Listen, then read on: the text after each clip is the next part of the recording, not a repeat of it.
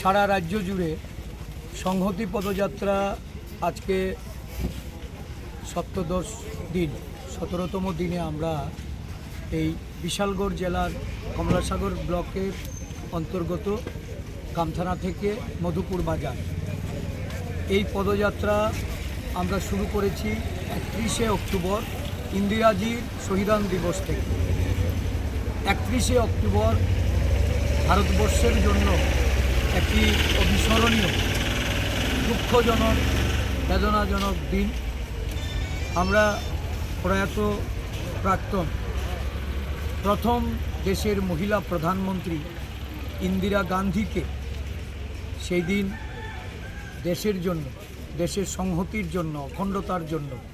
আত্মবলিদান দিতে দেখেছি। দেহরক্ষীর গুলিতে নিজ বাড়িতে উনি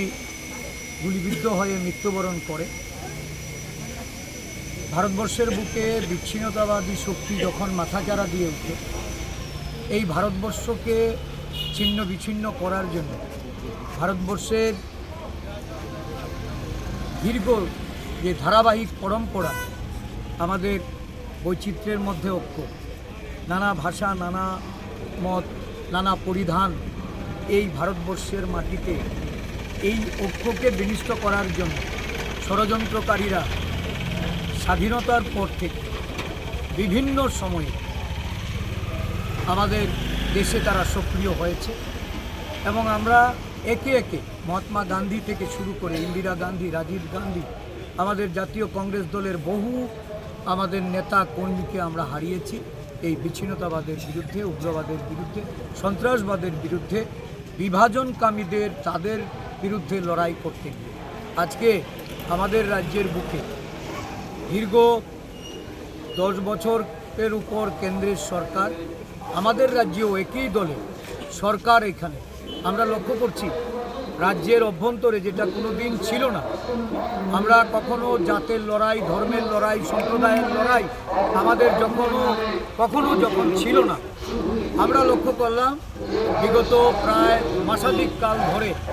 এই রাজ্যের বুকে একটা নূতন উন্মাদনা শুরু হয়েছে। গন্ডাছড়ার মতো জায়গাতে